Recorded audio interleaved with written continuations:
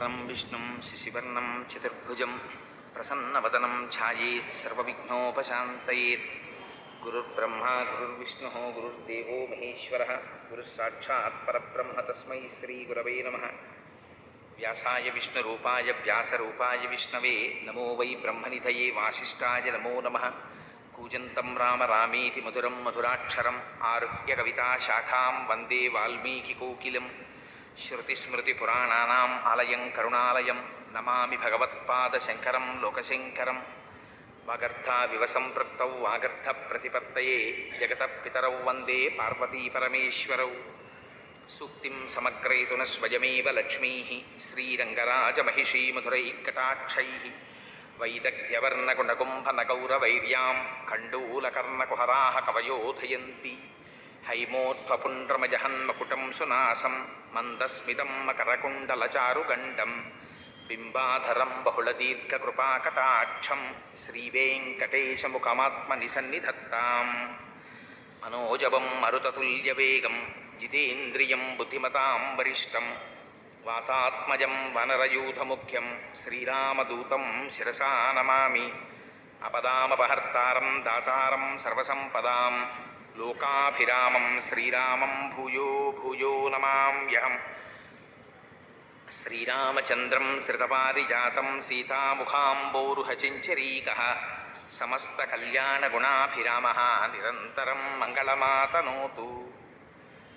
सिन्धूरारुणविग्रहां त्रिनयनां माणिक्यमौलिस्फुरत्तारानायकशेखरां स्मितमुखीम् आपीनवक्षोरुहां पाणिभ्याम् अळिपूर्णरक्तचषकं रक्तोत्पलं बिभ्रतीं सौम्यां रत्नघटस्थरक्तचरणां ध्यायेत् परेदम्बिकां।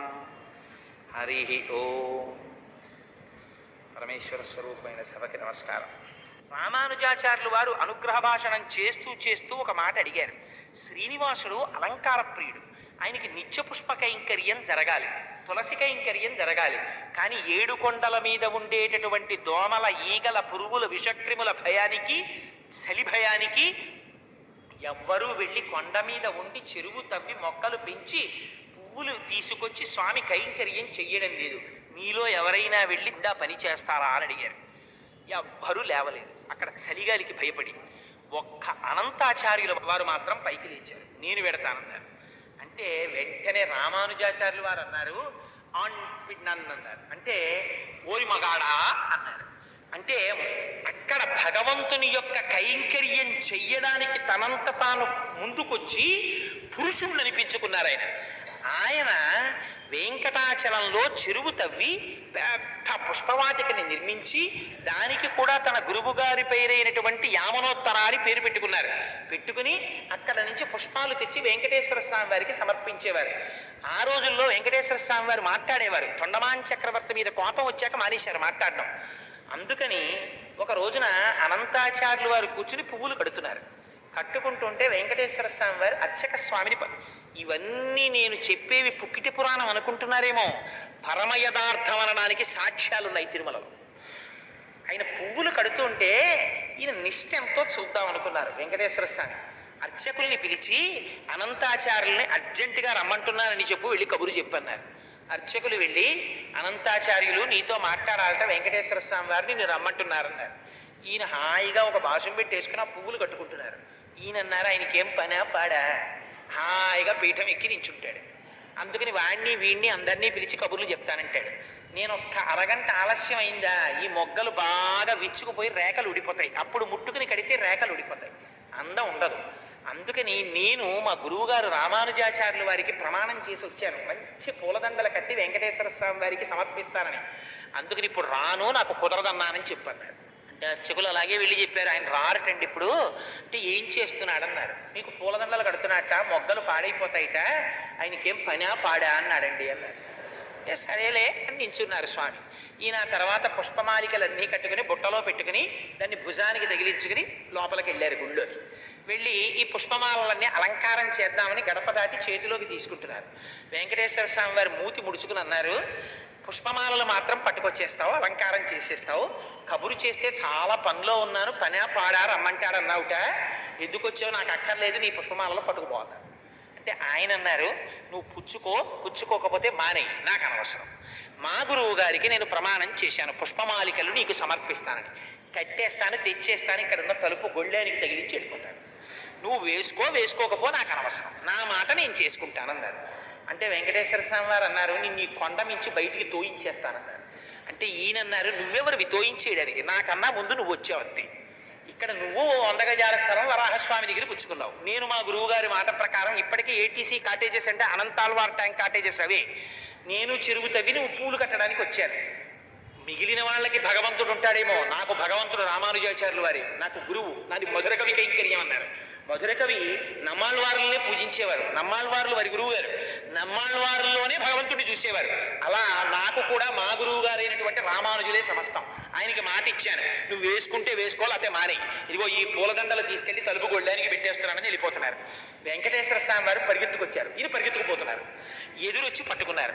అంత కోపం అయితే ఎలాగో అనంతాచార్యులు, నువ్వు ఎంత బాగా కడతావో, నీకు అసలు ఉన్న నిష్ఠే ఉంటో చూద్దామని రమ్మన్నానోయ్ అని గట్టిగా కౌగిలించుకుని ఆయనతో 4 కులాసా కబుర్లు చెప్పి సంతోషపెట్టి పంపించారు. అనంతాచార్యుల వారి వైభవం అంటే ఏమిటో తెలుసా అండి?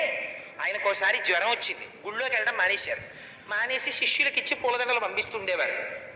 పంపిస్తుంటే ఆయన మంచం మీద పడుకుని ఉంటే వెంకటేశ్వర స్వామి వారు అర్చకుల్ని పిలిచి, రావట్లేదే అనంతాచార్యులు 3 రోజుల నుంచి అని అడిగారు. ఆయనకి తెలియదా? అడిగితే అర్చకులు అన్నారు, కొంచెం జ్వరంగా ఉందండి, పడుకున్నాడు అన్నారు. మీరు వెళ్ళి అడగండి, జ్వరం తగ్గకపోతే వెంకటేశ్వర స్వామి వారు డాక్టర్లని పంపిస్తారట, వైద్యుల్ని, తగ్గిందా లేదా ఇంకా ఎక్కువగా ఉంటుందా అడిగి రమ్మన్నాడని అడిగిరండి అన్నారు. అర్చకులు వెళ్ళి అడిగారు. ఎంత కోపం వచ్చిందో తెలుసా అండి అనంతాచార్యుల వారికి? మీరు చదవాలి ఎప్పుడైనా. అనంతాచార్య దివ్య పురుష వైభవము అని ప్రత్యేక పుస్తకం ఉంది. అందులో దాన్ని సంస్కృతంలోనూ ద్రవిడ భాషలోనూ ఉంటే దాన్ని తర్జుమా చేశారు. అందులో అని అడిగితే ఆయనకి కోపం వచ్చి అన్నారు, చాలా ఎంత దయాళు అయ్యా మీ ప్రభువు, ఐశ్వర్యవంతులతో సంధ్యావందనం చేయించేవాడు మీ ప్రభువు, వెళ్ళి రమ్మనన్నారు. అంటే వాళ్ళు వెళ్ళి ఇదే మాట చెప్పారు. అసలు మూతి ముడుచుకుని మీ మీద విసుక్కుంటున్నాడండి, నాకు వైద్యుల్ని పంపిస్తాడా? అబ్బో, అంత ఖాళీ దొరికింది ఏమిటి ఆయనకి, ఐశ్వర్యవంతులకి సంధ్యావందనం చేయించేవాడు, ఆయన నాకెందుకులే సేవ చేయడం అన్నారండి అన్నారు.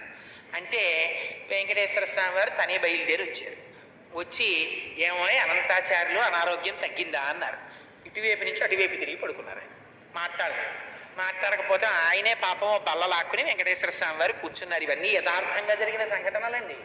ఓ బల్ల మీద కూర్చుని చెయ్యి పట్టుకుని, అనంతాచార్యులు తగ్గలేదా, ఇంకా ఒంట్లో ఉష్ణం అన్నారు. అంటే పాపం మీకు ఇప్పటికి తీరుబడి దొరికింది, మిమ్మల్ని నమ్ముకుని కొండ మీదకి వచ్చి ఇన్నాళ్ళ నుంచి పుష్పకైంకర్యం చేస్తున్నాను, 3 రోజులు అయింది జ్వరం వచ్చి పడి మంచాన, వచ్చి నన్ను పలకరించడానికి తీరుబడి కుదరలేదు, వైద్యుల్ని పంపిస్తానన్నావుట, ఏం పాపం నువ్వు వచ్చావేం ఖాళీ దొరికిందా అన్నారు. అంటే పోన్లేవయ్యా, మనస్సంతా కష్టపెట్టుకోకయ్యా, నీకు జ్వరం ఉందో లేదో చూద్దామని వచ్చాను. అనంతాచార్యులు నన్ను చూడాలన్న భక్తే తప్ప వైద్యులతో వైద్యం చేయించుకుందామని కూడా నీకు కోరిక లేదు ఏమిటో, చూడు నీకు ఎలా తగ్గించేస్తానో అని ఒళ్ళంతా. పాపం వెంకటేశ్వర స్వామి వారి వాత్సల్యం అంటే చూడండి, మనం ఒక్క అడుగేస్తే చాలు ఆయన 10 అడుగులు వేస్తాడు. త్రిజగన్మోహన నీలకాంతి తను ఉద్దీపింప ప్రాభాత నీరజ బంధు ప్రభమైన చేలము పైన్ రంజిల్ల నీలాలకవ్రజ సంయుక్త ముఖార విందవతి సేవ్యంపై విజృంభింప విజయంజేరుడు వన్యకాడు వది నావేశించు నెల్లప్పుడు అంటాడు భీష్ముడు. 10 అడుగులు ఆయన ముందుకేస్తాడు. ఒళ్ళంతా తడిమేర పడుకున్నటువంటి అనంతాచార్యుల వారిది. ఆయనకి జ్వరం అంతా తగ్గిపోయింది. లేచి నిలబడి కపాల కాళ్ళ మీద పడ్డారు. పడి, స్వామి అలకొచ్చేసింది, ఏం చెయ్యమంటారు, ఎప్పటి నుంచో ఈ శరీరానికి ఉండిపోయిన ఉద్రేకం, అహంకారం, మీరొచ్చినా కూడా అంత కోపంగా మాట్లాడాను, మీరు రాలేదని మనస్సులో ఉన్నటువంటి వ్యగ్రత చేత అలా మాట్లాడాను, మరోలా అనుకోకండి స్వామి, నన్ను క్షమించండి అని ఆయన కాళ్ళ మీద పడ్డారు. అనంతాచార్యులు నిన్ను క్షమించడం ఏమిటో అని పొంగిపోయి కౌగిలించుకుని పాపం గుళ్ళోకి వెళ్ళారు వెంకటేశ్వర స్వామి గారు. ఇంకా విచిత్రం ఏమిటో తెలుసా అండి, ఒకసారి ఆయన చెట్ల దగ్గరికి వెళ్ళి పూలు కోస్తున్నారు అనంతాచార్యులు వారు. కోస్తుంటే ఆయన నాగుపాం వచ్చి కరిచేస్తే నోటి వెంట నురగలు వస్తున్నాయి. నురగలు వస్తుంటే ఆయన అలాగే ఓర్చుకుని పూలదండలు కట్టి తూలిపోతూ వెంకటేశ్వర స్వామి వారి సన్నిధానానికి వెళ్ళారు. వెళ్ళి ఆ వెంకటేశ్వర స్వామి వారికి పుష్పమాలలో అలంకారం చేస్తూ కళ్ళు మగత పడిపోయి మూతలు పడిపోతున్నాయి. పడిపోతుంటే వెంకటేశ్వర స్వామి వారు అన్నారు, ఏమయ్యా నిన్ను నాగుపాం కరిచిందిట, వెళ్ళి వైద్యం చేయించుకోరాదా, ఎందుకయ్యా ఇప్పుడు కూడా నా దగ్గరికి పరిగెత్తుకొచ్చావు ఈ పుష్పమాల కట్టుకుని అన్నారు. ఇంతక ముందు నన్ను ఎన్ని మాటలు కరిచిందోనయ్యా తండ్రి. సంసార సర్పదష్టానాం జంతునామ వివేకినాం చంద్రశేఖర పాదాబ్జ స్మరణం పరమం పరమౌషధం. ఇన్నాళ్ళకి కదా నాకు అదృష్టం కలిగింది, నీకు పుష్పమాలల కైంకర్యం చేసే అదృష్టం. ఇది విడిచిపెట్టి పాము కరిచిందని వైద్యుడి దగ్గరికి వెళ్ళినా, 1,000,000 మంది వైద్యులు కూడి వచ్చిన కాని మరణమయ్యేది వ్యాధి మాన్పలేరు. లక్షాధికారైన లవణమన్నమే కాని మెరుగు బంగారంబు మింగబోడు. నాకెందుకయ్యా వైద్యం, నీ పాదాల సన్నిధిలో పడిపోతే చాలా. ఒక్కసారి ఆయన తల మీద చెయ్యి పెట్టారు, విషం దిగిపోయింది ఆయనకి. చిత్రం ఏమిటో తెలుసా అండి, అక్కడ ఆయన చెరువు మొట్టమొదట్లో తవ్వుతున్న రోజుల్లో అనంతాచార్యుల వారి భార్య గర్భిణి. ఆవిడ గర్భిణీగా ఉండగా ఆయన పారతో మట్టి తీసి బుట్టలో పోస్తుంటే పాప ఆవిడ తట్టట్టుకెళ్ళి దూరంగా ఆయన చెప్పిన చోట పోయాలి. పైగా అనంతాచార్యుల వారికి కొంచెం ముక్కు మీద కోపం, అక్కడెక్కడో పోసి ఆవిడ తట్ట పట్టుకొస్తుంటే గర్భిణీ స్త్రీ కదా ఇంత కష్టపడిపోతోందని వెంకటేశ్వర స్వామి వారు చూడలేక చిన్న పిల్లాడి రూపంలో పరిగెత్తుకొచ్చి, తాత తాత తట్టలో మట్టి నేను పట్టుకెళ్ళి పోస్తాను, గర్భిణీ కదా ఆవిడ మొయ్యలేకపోతోందన్నారు. నువ్వెవడవిరా బ్రహ్మచారి, నీ అలంకారాలు, నీ పట్టు పంచ, నీ వైభవం చూస్తే నీ నగలు నువ్వు మోసుకోలేకపోతున్నావు, మళ్ళీ ఉపకారం ఉంటే ఏమీ అక్కర్లేదు, మా గురువు గారికి ప్రమాణం చేశాను నేనే చెరువు తవ్వుతానని, పో ఇక్కడి నుంచి అన్నారు. అంటే పాపం ఆయన వెళ్ళి గురువుగారి భార్యని పట్టుకుని, అమ్మ నేను పోసి వస్తానమ్మా, మట్టి మీరు ఇక్కడ కూర్చోండి, ఆ మట్టి తట్ట పట్టుకెళ్ళి పరిగెత్తుకుంటూ పట్టుకెళ్ళి అక్కడ పోసేసి ఇక్కడికి వచ్చేసేవారు. ఆయనకి పెద్ద లెక్కండి మట్టి తీసుకెళ్ళి మట్టి పోయడం. అన్నమాచార్యులు వారు అంటారు, ఆయనకి ఆఖరికి శాలెవాణ్ణి చూసినా వెంకటేశ్వర స్వామి వారే గుర్తొచ్చారు. రంగురంగుల చీరలల్లే నేత బేహారి అన్నారు. అందుకని ఆయనకి మట్టి ఎక్కడ పోయడం ఓ పెద్ద లెక్క. నేను మట్టి పోసి పరిగెత్తుకు వచ్చేస్తున్నారు. ఈయన మట్టి తవ్వుతూ అన్నారు, ఏమే గర్భిణివి కదా, ఇప్పటిదాకా తట్ట పట్టుకెళ్ళి రావడానికి ఇంత ఆలస్యం అయ్యేది, ఇప్పుడేమిటో ఇంత చురుగ్గా వస్తున్నావు అన్నారు. అని వెనక్కి తిరిగేటప్పటికీ పిల్లాడు కనపడేటప్పటికీ, యారా వద్దంటే నువ్వు మళ్ళీ పని కట్టొస్తున్నావా, ఉండు నీ పని చెప్తానని చేతిలో గుణపం పట్టుకు పరిగెత్తాడు. ఆ పిల్లవాడు ముందు పరిగెత్తాడు, ఈయన వెనక పరిగెత్తాడు. పరిగెత్తి పిల్లాడు పూర్వం మారవీధుల్లో చీకటి చెట్లు ఉండేవి. చీకటి చెట్లు అంటే తమాల వృక్షం అంటారు సంస్కృతంలో. తమాల వృక్షం పైకి ఎక్కేశాడు. ఎక్కేస్తే పాప ఆయన పెద్ద ఆయన చెట్టు ఎక్కలేరు, గుణపం పట్టుకుని కింద నిలబడ్డారు. ఊరే పిల్లాడా కిందకి దిగట్టారు, ఆయనేమో కిందకి దిగరు. ఆఖరికి తాత నువ్వు కొట్టనంటే కిందకి దిగుతానన్నారు. నిన్నేమీ చెయ్యను రా అబ్బాయి, కిందకి దిగన్నారు. తీరా వెంకటేశ్వర స్వామి వారు కొమ్మ మించి కిందకి దూకేసరికి ఈయన వెంటపడితే పాప వెంకటేశ్వర స్వామి వారు పరిగెడుతున్నారు, గుళ్ళోకి వెళ్ళిపోయినాం. ఈయన చేతిలో ఉన్న గుణపం విసిరేశారు. ఆ గుణపం వచ్చి వెంకటేశ్వర స్వామి వారి యొక్క చుబుకం మీద కొట్టుకుని నెత్తురు కారుతూ లోపలికెళ్ళి గుడి తలుపులు 2 మూసి గడిగి పెట్టేశారు. సాయంకాలం అయింది. ఆ కుర్రాడు బయటికి రాకపోతాడా పట్టుకోపోతాడా అని ఆ గుడి మెట్ల మీద కూర్చున్నారు అనంతాచార్యుల వారు. కూర్చుంటే అర్చకులు వచ్చారు. ఏమిటి గుడి తలుపులు తీస్తే రావట్లేదన్నారు. పిల్లాడోడు దూరి తలుపులు వేసేసాడన్నారు. ఒరే నాయన, సాయం సమయంలో చెయ్యవలసిన పూజకి ఆలస్యం అయిపోతోందిరా, తలుపు తీరా తలుపులు కొట్టారు. కొడితే మొత్తానికి స్వామివారి దివ్యలీల చేత తలుపులు తెరవబడ్డాయి. లోపలికి వెళ్ళారు, వెతికారు, పిల్లవాడు కనపడలేదు. అప్పుడెంత ఉండేది కనుక గుడి.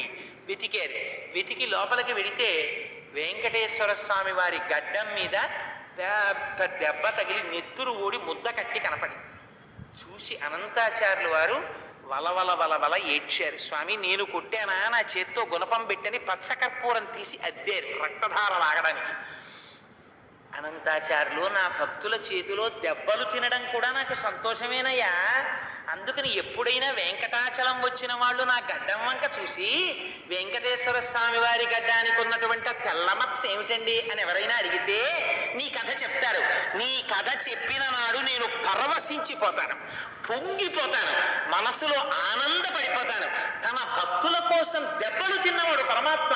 అందుకే భీష్ముడు అంటాడు, కుప్పించి ఎగసిన కుండలంబుల కాంతి గగన భాగం బెల్ల కప్పి కొనక ఉరికిన ఓర్వక నుదరంబులో నున్న జగముల వ్రేగున జగతి కదుల చక్రంబు చేపట్టి చనుదించురయమున పైనున్న పచ్చని పటముచార నమ్మితి నాలాగునగుబాటు చేయకు మన్నింపు మని క్రీడి మరల దిగువ కరికి లంఘించు సింహంబు కరని నిరసి నేడు భీష్ముని చంపుదు నిన్ను కాతు విడుగు మర్జున ఎటంచు అని వెనక పరిగెత్తుకొచ్చాడు మహానుభావుడు. ఎలా?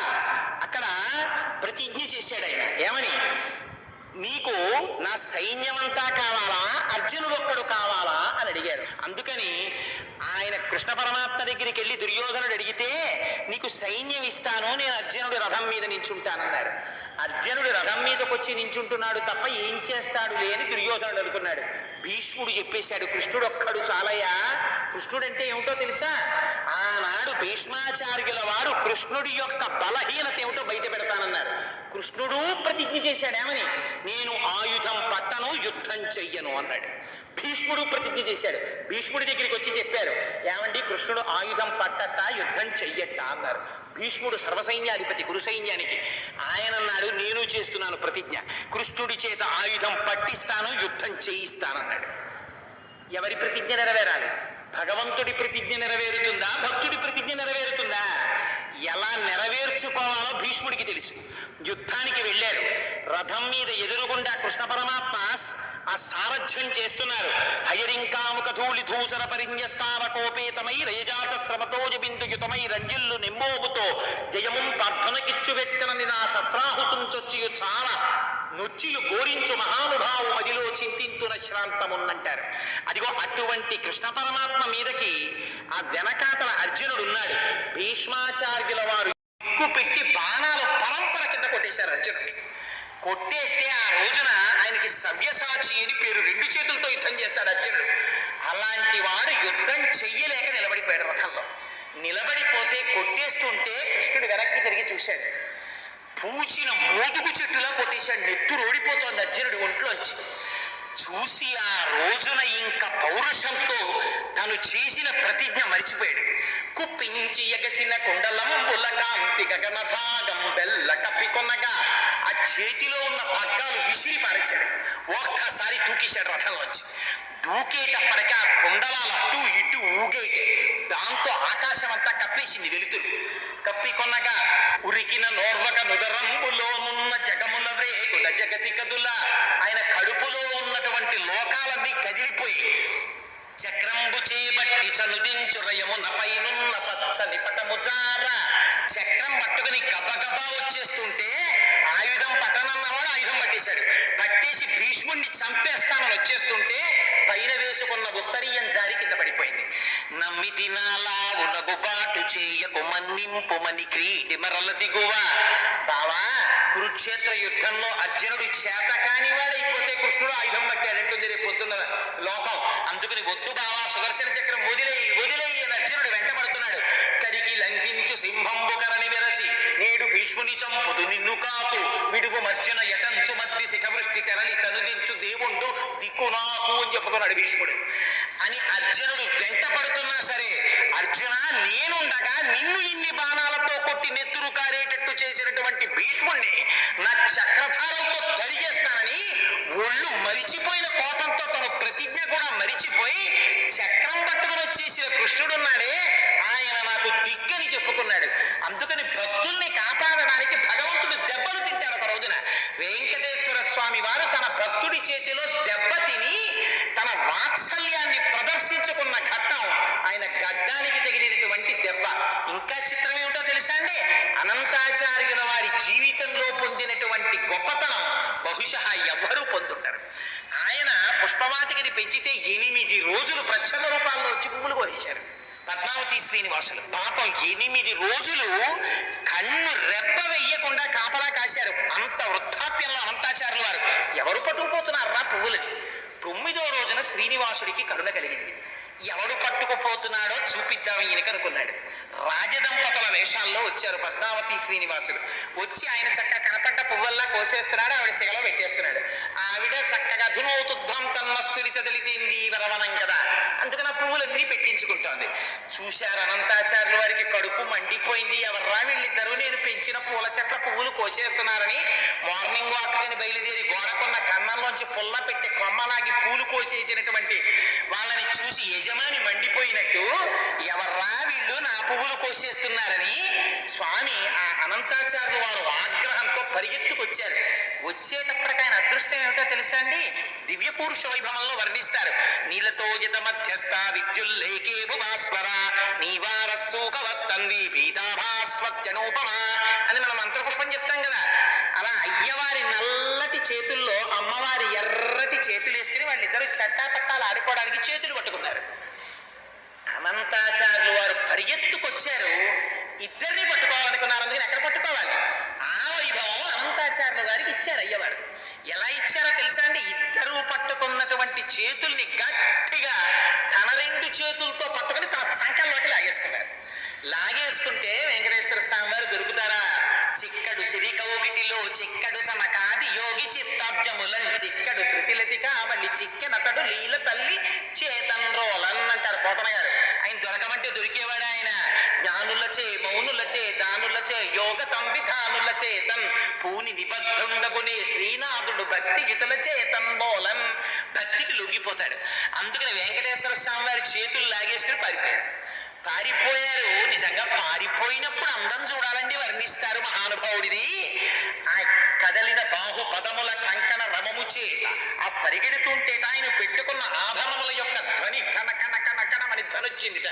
ఆ చేతులకి ఏం తక్కువ ఆభరణాలు ఉంటాయేమిటి? ఆ నాగాభరణాలు, పెట్టుకున్న కంకణాలు, పాదాలకి పెట్టుకున్న మూపురాలు, నడువుకి పెట్టుకున్న వడ్డానాలు, మెడలో వేసుకున్నటువంటి పెద్ద కౌస్తుభమాల, ఆ పెద్ద వనమాల, పెట్టుకున్న పెద్ద కిరీటం, చెవులకు పెట్టుకున్న పెద్ద పెద్ద ఆభరణాలు, ఇన్నింటితో స్వామి పరిగెడుతుంటే ఇంకో చంద్రుడు భూమి మీద పరిగెడుతున్నాడేమో అనిపించింది. పాపం ఈయన పరిగెడడం అంటే ఈవిడ పారిపోతుంది. అందుకని ఈవిడ్ని గట్టిగా పట్టుకున్నారు. ఎవరికి దక్కుతుందండి ఈ అదృష్టం? అమ్మా, నీ పాదాల మీద నా శిరస్సు పెట్టి నమస్కారం చేస్తావమ్మా అంటాం కదా. కాళీ మాత కదయకలితాలక్తక రసం పిబేయం విద్యార్థి తవచరణ నిర్ణేజన జలం అని పొంగిపోయారు శంకరాచార్యుల వారు. అటువంటి అమ్మని గట్టిగా పట్టుకుని అనంతాచార్యుల వారు అన్నారు, ఏమీ పిల్ల, ఎవరే వాడు? నీ మొగుడే కదా, ఎక్కడికి పారిపోయాడు అన్నారు. అమ్మంది, అయ్యో తండ్రి, నువ్వు నాకు తండ్రి లాంటి వాడివి, నన్ను గద్దిస్తావెందుకయ్యా? పువ్వుల తోటలో విహరిద్దామని తీసుకొచ్చాడు, వచ్చాను. ఆయన ఎక్కడికి పారిపోయాడో నేను ఎక్కడ చెప్పగలనండి. ఆయన ఎక్కడ ఉంటాడన్నారు. ఎక్కడుంటాడంటే నేనేం చెప్పగలను? ఆయన అంతటా ఉంటాడు. బలిచక్రవర్తికి చెప్పుకున్నాడు ఆయన ఒక రోజున, నువ్వు ఎక్కడ ఉంటావంటే నేనేం చెప్పనయ్యా, అన్ని విద్యలు నా స్వరూపమే. ఇది నాకు నెలవని ఏ రీతి పలుకుదు ఒక చోట మకయం దుండనేత్తు ఎవ్వరి వాడనం చే రీతి పలుకుదు నాయంత వాడన ఈ నడువ నేర్తు. ఇది నాకు నడకని ఎటుల చెప్పెద మూడు పోకల నేను పోవనేర్తు. ఇది నేర్తు అది నేర్తు అని ఏల చెప్పంగ నేర్పులన్నీయు నేను నేర్తు. ఒరులు నాకు కారు ఒరులకు నేనవుడు ఒంటివాడ చుట్టమొకడు లేడు. ఆయన ఏకం సత్యేకమేవా ద్వితీయం బ్రహ్మ. ఎక్కడుంటారంటే ఏం చెప్పని, కొండలంతా ఉంటాడు, ప్రపంచమంతా ఉంటాడు. ఎంత గడుసుగా మాట్లాడేవే పిల్ల, అంతటా ఉంటాడా? కానీ నీ ఆయన్ని చూపించలేవా? ఎక్కడికి పోతాడు? చీకటిగా ఉంది కదా, నేను వృద్ధుణ్ణి అయిపోయాను, నిన్ను గుర్తుపడదామన్నా నువ్వెవరో గుర్తుపట్టలేకపోతున్నాను. అందుకని నిన్ను ఈ సంపంగి చెట్టు కట్టేస్తానని మొలకున్న ఉత్తరీయం తీసి ఉత్తరీయం వేసి కట్టేశారు ఆయన. కట్టేస్తే పాపం తల్లి రాత్రంతా సంపంగి చెట్టుకి కట్టుబడిపోయి ఉండిపోయిందండి. ఏమా తల్లి కర్మ? ఆవిడ యద్రూభంగా ప్రమాణం స్థిరచర రచనా తారతమ్యే మురారే వేదాంతా తత్వ చింతామర విద్రసి యత్పారచిస్తైత్తరంతి భోగోపోద్ఘాత కైలీచుడికి భగవత్తైశ్వరూప్యానుభావ సారశ్రీహి స్ఫురణితాం అమృతలహరి ధీలంఘనీయై అపాంగై అంటారు భట్టర్లు. ఆ తల్లి కనుబొమ్మ కదిలితే ఐశ్వర్యం వస్తుంది. అటువంటి తల్లిని ఉత్తరీయంతో కట్టేశారు అనంతాచార్య వారు. కట్టేస్తే తెల్లవారిపోయింది. గుడి తలుపులు తెరిచారు. తెరిచి లోపలికి వెళ్ళేసరికి స్వర్ణ లక్ష్మి కనపడలేదు. కనపడకపోతే అర్చకులు తెల్లబోయారు. వెంకటేశ్వర స్వామి వారు చెప్పారు, పాపం అర్చకుల్ని నిర్బంధించి కొట్టబోయారు. కొట్టబోతే అప్పుడు ఆలయ అధికారులకి చెప్పారు, అర్చకుల తప్పు లేదు, అనంతాచార్యులు కట్టేశాడు, వెళ్ళి అమ్మవారిని తీసుకురండి అన్నాడు. అంటే ఎలా తీసుకురావాలి? కన్యాదానం చేయడానికి పిల్లని తీసుకొచ్చినట్టు తీసుకురావాలి. అనంతాచార్యులు అలా తీసుకురామనండి అన్నారు.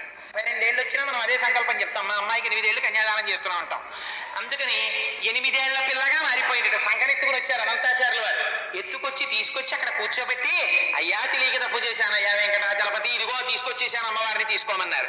అంటే ఆయన అన్నారు, నువ్వు అలా తీసుకొచ్చి ఇచ్చేస్తే కుదురుతుందా? నువ్వు మళ్ళీ నాకు పిల్లని తెచ్చి ఇచ్చిన వాడివి, నువ్వు మామగారివి నాకు అని మామగారు అని పిలిచి తను కట్టుకున్నటువంటి పంచె విప్పి అనంతాచార్యుల వారికి మెడలో వేశారు. తను పెట్టుకున్న కర్ణాభరణములను తీసి అనంతాచార్యులు వారి చెవులకు తొడిగారు. తన మెడలో వేసుకున్నటువంటి హారములు తీసి అనంతాచార్యులు వారి మెడలో వేశారు. అనంతాచార్యుల వారి భక్తి అంటే ఏమిటో తెలుసా అండి? ఆయన ఒకసారి వెంకటాచల క్షేత్రంలోకి వస్తే ఒక చెట్టు పొడి ఉంటుంది, అది చూర్ణం చేసుకుని వాడతారు.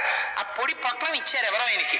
ఆయన ఆనంద నిలయం నుంచి ఆ పొట్లం పట్టుకుని తన విడిది దగ్గరికి వెళ్ళారు. ఇప్పటికీ అనంతాచార్యులు వారు పువ్వులు కట్టినటువంటి అరుగు కూడా ఉంది. మీకు ఎక్కడుందో తెలుసా అండి?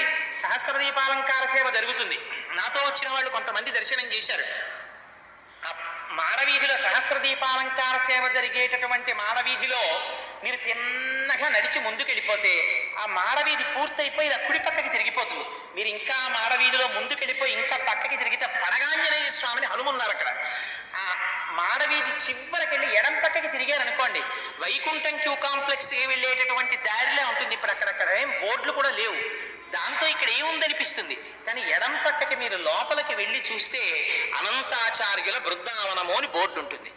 అందు లోపలికి మీరు వెడితే ఇప్పుడు అక్కడ కొత్త కొత్త బిల్డింగ్స్ కడుతున్నారు. మీరు లోపలికి వెళ్ళి అడిగారనుకోండి, ఒక చెట్టు చూపిస్తారు, ఒక బోర్డు ఉంటుంది, పెద్ద చెట్టు ఉంటుంది. ఇప్పుడు ఆ చెట్టు వాడిపోతోంది, అందులోంచి కొత్తది చిన్న చెట్టు పుడుతోంది. ఇప్పటికీ కూడా వెంకటాచలంలో స్వామివారికి కైంకర్యం చెయ్యాలన్న కోరికతో అనంతాచార్యుల వారు ఇప్పటికీ కూడా అక్కడ చెట్టుగానే ఉన్నారంటారు. వెళ్ళి ఈ మాట వెంకటాచలం వెళ్ళినప్పుడు తప్పకుండా దర్శనం చెయ్యండి. ఆయన కూర్చున్న ఇల్లు, ఆయన కూర్చుని పూలమాలలు కట్టిన అరుగు, ఆయన ఇప్పటికీ బృందావనంలో చేరిపోయినటువంటి చెట్టు, అవన్నీ ఇప్పటికీ ఉన్నాయి. ఆ చెరువు కూడా ఇప్పుడిప్పుడు తిరుమలలో అన్నీ మారుస్తున్నారు కనుక మరికొద్ది రోజుల తరువాత అవన్నీ కనపడతాయో కనపడవో. వెంకటాచలం వెళ్ళిన వాళ్ళు తప్పకుండా దర్శనం చేయండి. ఇప్పటికే తరిగొండ వెంగమాంబ గారు లాంటి మహాభక్తురాలి సమాధి తీసుకెళ్లి ఓ జూనియర్ కాలేజీలో పెట్టింది. ఇన్ని కోట్లున్న తిరుమల తిరుపతి దేవస్థానం ఇంతమంది ఐఏఎస్ ఆఫీసర్లు, ఎగ్జిక్యూటివ్ ఆఫీసర్లు చేస్తారు, ఇంతమంది పాలక బోర్డులో మెంబర్స్ గా పెడతారు. ఎందుకు మరి తరిగొండ వెంగమాంబ గారి లాంటి మహాభక్తురాలి సమాధి ఉన్న ప్రదేశాన్ని ఒక స్కూల్కి ఇచ్చేసారో నాకు ఇప్పటికి అర్థం కాదు. ఇప్పటికీ పాపం ఎవరైనా వరాహస్వామి కాటేజెస్ వెనకాతల స్కూల్లో ఉంది ఆవిడ సమాధి. లోపలికి వెళ్ళాలంటే లోపల స్కూల్ నుంచి ఆ కుక్కలే తెలియక వెళ్ళారా పట్టుకుంటాయి. ఆ యాజమాన్యం వల్ల అడగాలి. కానీ పాపం వాళ్ళ దగ్గర ఒక నిజాయితీ ఉంది. అయ్యా మేము దూరం నుంచి వచ్చాము, ఒక్కసారి తరిగొండ వెంగమాంబ గారి బృందావనానికి నమస్కారం చేసి వెళ్ళిపోతామంటే వాళ్ళు కుక్కల్ని కట్టి లోపలికి తీసుకెడతారు.